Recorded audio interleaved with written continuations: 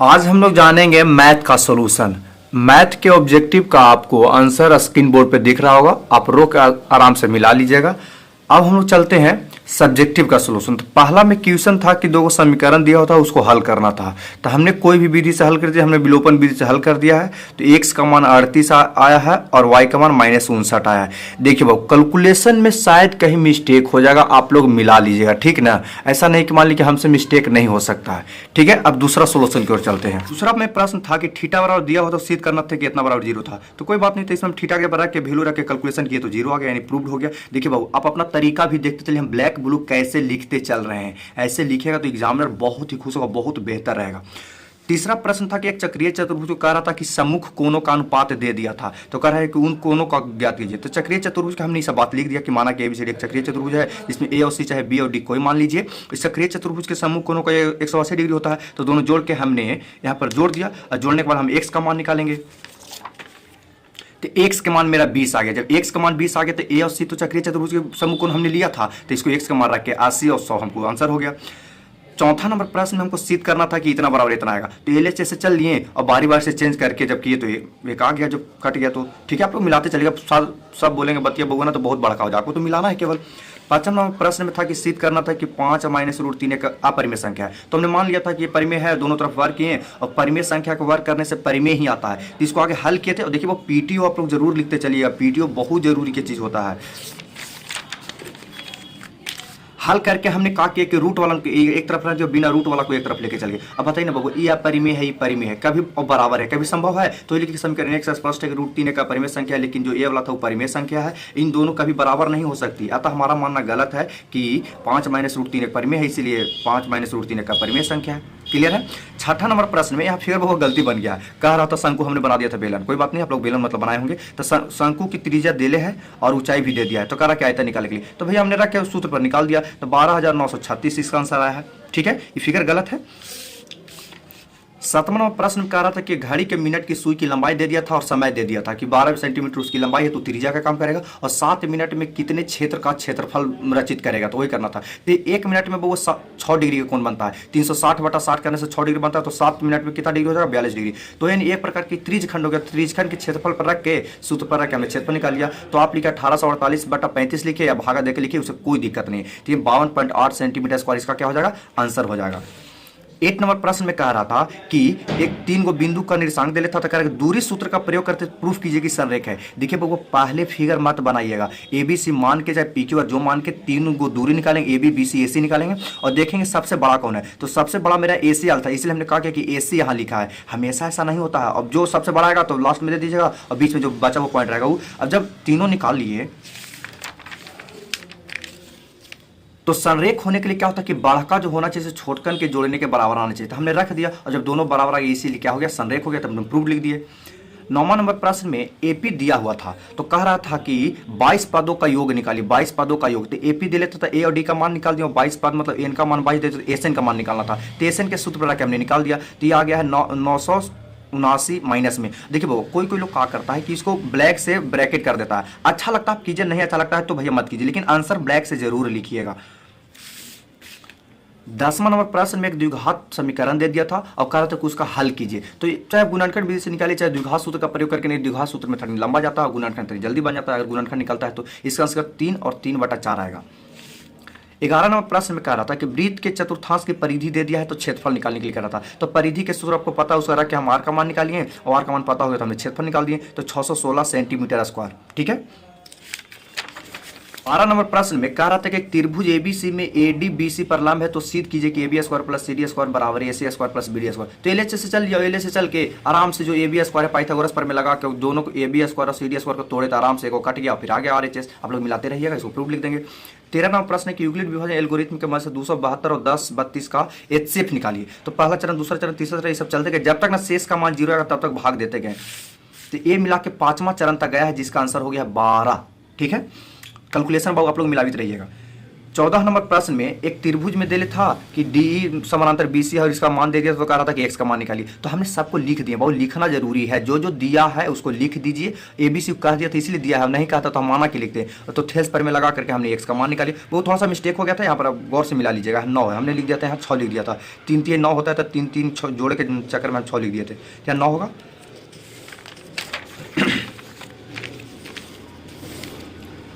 इसको फिर हल किए तो हल करने के बाद मेरा आया आंसर 1 और -1/2 एक्स का मान। देखिए बाबू यहाँ माइनस वाला से कोई मतलब नहीं, एक्स का मान निकालने के लिए कह रहा है।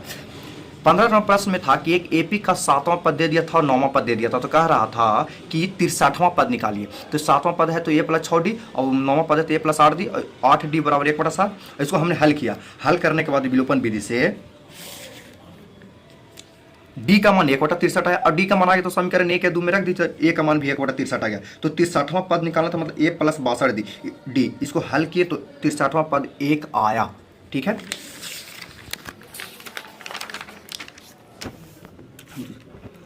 16वां नंबर प्रश्न था कि ये दे दिया था जिसका मान निकालना, तो कुछ तो नहीं करना था यार। कोस 60 का मान, सेक 30 का मान, tan 45 का मान, sin 30 का मान, कोस 30 का मान रख के इसको हल कर लिए हैं। तो इसका 43/12 आंसर है। आप लोग आराम से इसको मिला लीजिएगा।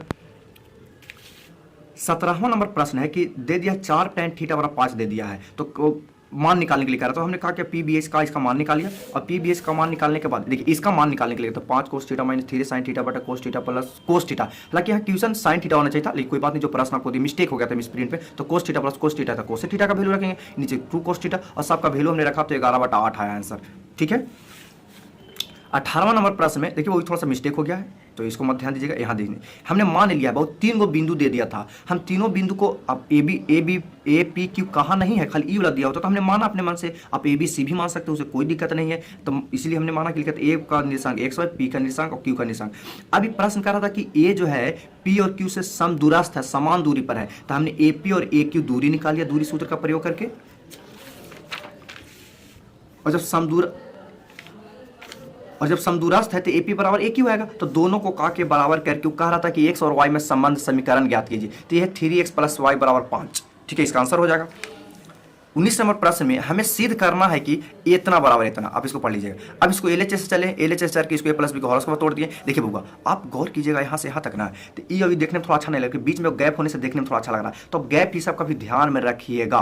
तो इसको हल कर लिए, सेकस और काट दिया 2 tan और इसको कोट के 1/10 लिख दिया, 10 काट दिया तो 2 आ गया। तो RHS प्रूव। और देखिए 2-3 लाइन बचेगा तो कभी भी इसमें एंट्री मत डालिएगा, इसको छोड़ दीजिएगा, आगे बढ़ जाएगा जैसे हमने छोड़ दिया है। 20 नंबर प्रश्न दे लेता कि 3.423 का जो बार है उसको P/Q के रूप में लिखिए। अब कोई विधि से हल कीजिए, उसका आंसर 3389/990 आवेगा। ठीक है, 21 नंबर प्रश्न का था कि बक्सा में 1 से 25 तक लिखा हुआ टिकट है जो समान आकार के है। ठीक है, तो कह रहा था कि उसकी प्रायिकता निकाली कि ऋण संख्या आने वाला टिकट की प्रायिकता निकाली, चुनना है उसमें से। तो लिखल करो, बुकवन लिखल करो, कितना लिखता उतना नहीं, ऐसे खाली लिख देता आंसर। तो ऐसे नहीं मिलेगा 2 नंबर, काटियो देगा, कोई नंबर नहीं देगा। तो एक बक्सा में 1 से 25 तक लिखा समान टिकट है, कुल टिकटों की संख्या 25 हो गया। और ऋण संख्या वाला, ऋण मतलब भाग संख्या होता है, 2 3 5 का 23 तक आ जाएगा। तो ऋण संख्या वाला टिकटों की संख्या कितना हो जाएगा, 9 हो जाएगा। कौन कर लीजिए। अब माना कि घटना ये ऋण संख्या आने की घटना है, तो घट प्रायिकता बराबर जानते थे कि घटना की घटने की संख्या कुल परिणाम की संख्या, तो 9/25 का आंसर हो गया।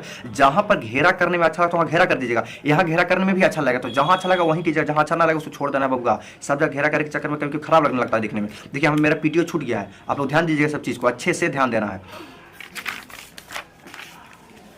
अब नेक्स्ट प्रश्न में हम लोग चलते हैं। कह रहा था कि 2 प्राकृतिक संख्या उनका योग दे लेता 8 और उनके व्यतिक्रमों का योग 8/15 दे लेता। तो 2 को प्राकृतिक संख्या मान लिया, लगातार कहता था 1 बढ़ाते बबुआ, लगातार नहीं 2 प्राकृतिक संख्या बोल रहा था। तो दोनों का योग 8 है, यहाँ x y तो x का मान निकालिए और उनके व्यतिक्रमों का योग दे लेता, तो इसको हल कर दिए। तो हल करने पर y का मान 2 आया था, 3 और 5। तो x का मान भी 5 और 3 रख के निकाल लिया यहाँ पर समीकरण 1 में रख के। तो संख्या क्या हो जाएगा, 3 5 का ही या 5 3 का ही, 3 5 या 5 3 दोनों एक ही बात है। ठीक है, नेक्स्ट प्रश्न की ओर चलते हैं। एक दिया होता कि त्रिज्या इतना दे था और थीटा = 90 डिग्री, तो कह रहा था कि उसे बने वृत्तखंड का क्षेत्रफल निकालिए। तो वृत्तखंड कुछ तो करना ही ना था यार, वृत्तखंड का सूत्र आपको याद होना चाहिए। अब इस सूत्र पर रख दीजिएगा तो 56 सेंटीमीटर स्क्वायर आंसर आएगा। नेक्स्ट प्रश्न है कि कुर्सी और टेबल की बात है कि कहा जाता है कि 4 कुर्सी और 3 टेबल का दाम 2100 रुपया है और 5 कुर्सी और 2 टेबल का दाम 1750 रुपया है। तो एक कुर्सी की कीमत 100 रुपया ले लिए और एक टेबल की कीमत y रुपया ले लिए। तो उसको समीकरण के रूप में बैठा दे भाई, एक कुर्सी का दाम अगर 100 रुपया है तो 4 कुर्सी का दाम 4x रुपया और 3 टेबल का दाम 3y रुपया, तो टोटल 2100 रुपया है। तो इस प्रकार से 2 को समीकरण बना के विलोपन विधि से हमने हल कर दिया है। तो y = 500 आया है और y का मान समीकरण 1 में रख दिया है, तो x का मान 150 रुपया आया है। यानी कह सकते हैं कि एक कुर्सी का दाम हमने x माना था, तो x का मान 150 रुपया और टेबल की कीमत 500 रुपया है। क्लियर है। नेक्स्ट प्रश्न है कि वृत्त की त्रिज्या दे दिया था, ठीक है, और एक जीवा की लंबाई दे दिया था, तब कह रहा था कि केंद्र से उस जीवा की दूरी ज्ञात कीजिए। तो पाइथागोरस प्रमेय आप लोग ध्यान होगा, हमने मान लिया कि भैया वृत्त की त्रिज्या दे दिया 13 सेंटीमीटर और जीवा की लंबाई, जीवा हमने ये भी यहाँ फिगर बनाया, फिगर जरूर बनाना बउआ, फिगर अगर जहां बनता हुआ नेसेसरी बनाना है, क्योंकि फिगर बनाने से अगला आदमी को स्पष्ट पता चलता है कि हाँ ये बच्चा को नॉलेज है, ठीक है। तो हम इसमें कहा कि त्रिभुज में तो 10 पूरा दे लेता था 5 5, और इस त्रिभुज चल के पाइथागोरस प्रमेय लगा दिए हैं, तो ओपी का मान यानी जो केंद्र से जीवा की दूरी 12 सेंटीमीटर आ जाएगा। क्लियर है। नेक्स्ट प्रश्न है कि एक आंकड़ा दे दिया था, इसका माध्य दे दिया था, तो बोला था कि x और प्लस y का मान निकालिए। तो माध्य जब दे दिया तो माध्य के सूत्र पर सभी आंकड़ों का योग, सभी आंकड़ों का यहाँ योग होगा बउआ, सॉरी यहाँ गलती लिखा गया है, योग बटा कुल आंकड़ों की संख्या। तो माध्य 25 दिए तो सभी आंकड़ों को जोड़ कर दिए, और बटा कुल 9 को था तो 9 को हल करके x प्लस वाई बराबर 40 आ गया, ठीक है। नेक्स्ट प्रश्न था कि कह रहा था कि दो गो बिंदु दिले था, तो इस उस बिंदु से बने रेखा को सम त्रिभाग यानी 3 भाग में बांटने वाले बिंदु का निशान ज्ञात कीजिए। तो दो गो बिंदु समान त्रिभाग में बांटेगा, तो मुझे इसको लिख दिया, जब समान भाग में होगा तो सब बराबर होगा, तो हमने क्या मान लिया है। अब पारापारी से बिंदु से चलेंगे, पी के लिए अलगे निकलेगा और क्यू के लिए अलगे निकलेगा। तो पहले पी के लिए हमें ग्राफ बना दिए हैं और विभाजन सूत्र रख करके, विभाजन सूत्र है ना होता है, अब पी के लिए एम का मान क्या आएगा और एन का मान 2 के आएगा, क्योंकि पी के इधर के है और इधर के इधर 2 के है, के प्लस के 2 के हो जाएगा। तो हमने हल करके और क्या किया है कि पी का निशान निकाला, तो पी का निशान 2 और -5/3। आप लोग मिला तरह बहुत लाइन बनाई, हम बोलेंगे नहीं, बहुत बड़ा वीडियो हो जाएगा। अब फिर बिंदु क्यू के लिए चले, तो क्यू के लिए इधर जो हो जाएगा सर 2 के हो जाएगा यानी के हो जाएगा, फिर विभाजन सूत्र पर रखे इसको निकाले तो 0 -7/3 आएगा, यानी एक बिंदु का निशान 2 -5/3 आएगा और 0 -7/3 आएगा।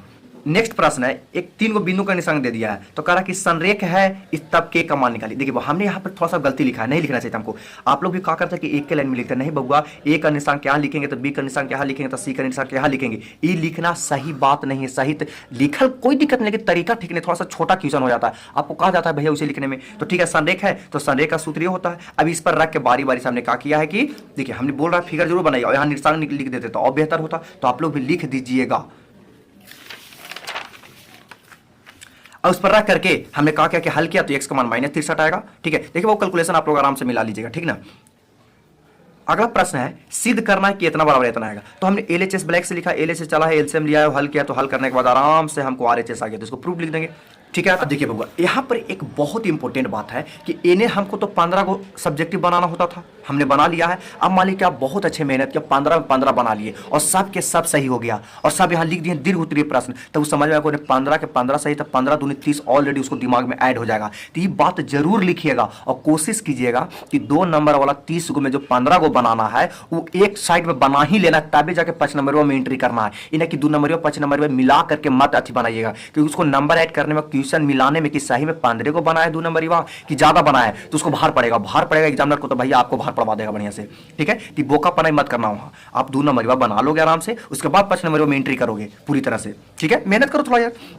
चलिए अब दीर्घ उत्तरीय प्रश्न में आते हैं, तो 31 नंबर से स्टार्ट होगा, तो उसमें हमने मान लिया बउआ, वो कह रहा था कि इससे इसमें भाग देने से शेषफल इतना आ रहा है, तो px और qx और r देखिए px और rx फिक्स होता है, जो बहुपद दिया रहता है उसको px मानते हैं और शेष को rx मानते हैं, इसको qx माने चाहे gx माने उससे कोई दिक्कत नहीं। तो कह रहा था कि k और a का मान निकालिए, तो हमने भाग दे दिया, तो भाग देने के बाद देखिए शेष मेरा इतना बड़ा आया है और शेष ऑलरेडी को दे ले था, तो दोनों शेष को बराबर किए, तो x वाला और x वाला गुणांक को बराबर किए, तो x का गुणांक a था और x का गुणांक इधर 1 था, तो दोनों को बराबर किए तो k का मान 5 आ गया और k का मान इसमें अंक वाला को बराबर किए, अंक वाला x के गुणांक बराबर किए और अंक बराबर किए, तो k का मान रखने से a का मान -5 आ गया। ये सब आपको बहुत क्वेश्चन इस सब बनाए होंगे, एनसीईआरटी में सब क्वेश्चन था।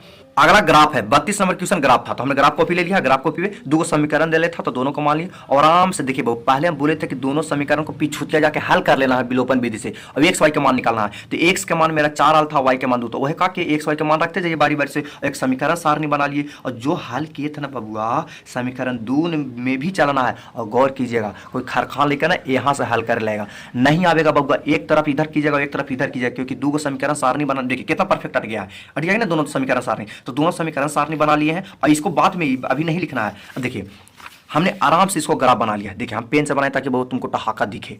अब ये ग्राफ कोई भी कितनों पॉइंट लिया होता हमेशा यही कट किया होगा, यही कट करवे करेगा, ठीक है। अब कितनों भी पॉइंट लीजिए, अब जहां कट किया है तो उसका हल वही ना होगा बबुआ, तो हमने वही यहां लिखा है कि दोनों समीकरण का ग्राफ 4 2 पे कट रही है, काटती है, इसीलिए x का मान 4 y का मान 2।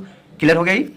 33 नंबर प्रश्न थ्योरम था वो थेल्स, जिसको पाइथागोरस थ्योरम बोलते हैं, पाइथागोरस थ्योरम ही था 33 नंबर प्रश्न। तो इसको थ्योरम की तरह बनाएंगे। वो कह रहा था कि एक समकोण त्रिभुज, तो प्रूफ कीजिए कि बड़ी भुजा का वर्ग छोटी भुजाओं के वर्गों के योग को बराबर होता है। तो माना कि त्रिभुज एबीसी में कोण बी बराबर 90 डिग्री है, तो सिद्ध करना है कि बड़ी भुजा का वर्ग छोटी भुजाओं के वर्ग के योग को बराबर होता है। ये रचना हमने बीडी लंब एसी डाला है, बिना रचना का तो बनेगा नहीं। आप लोग को थ्योरम बताया गया होगा, आप कहीं भी पढ़े होंगे। तो प्रमाण में हमने क्या किया है कि बड़ा त्रिभुज ऊपर वाला त्रिभुज में चल के दोनों को समरूप किया है, और समरूप करने के बाद दोनों को भुजा समानुपाती कर दिया है। और फिर बड़ा त्रिभुज अभी छोटका त्रिभुज में चला है यहाँ, और इसको भी समरूप करके और भुजा समानुपाती किया है, दोनों को ऐड किया है। आप आराम से इसको मिला लीजिएगा, ठीक है। नेक्स्ट प्रश्न है, सिद्ध करना था कि इतना बराबर इतना था। हमने एलएचएस से चला है, यहाँ पर थोड़ा सा मिस्टेक हो गया था। एलएचएस में चल के इसको परिमेयकरण किया है, परिमेयकरण करने के बाद प्रेम से हमने हल किया है। हल करने के बाद आसानी से हमको आरएचएस आ गया। आप लोग आराम से मिला लीजिएगा।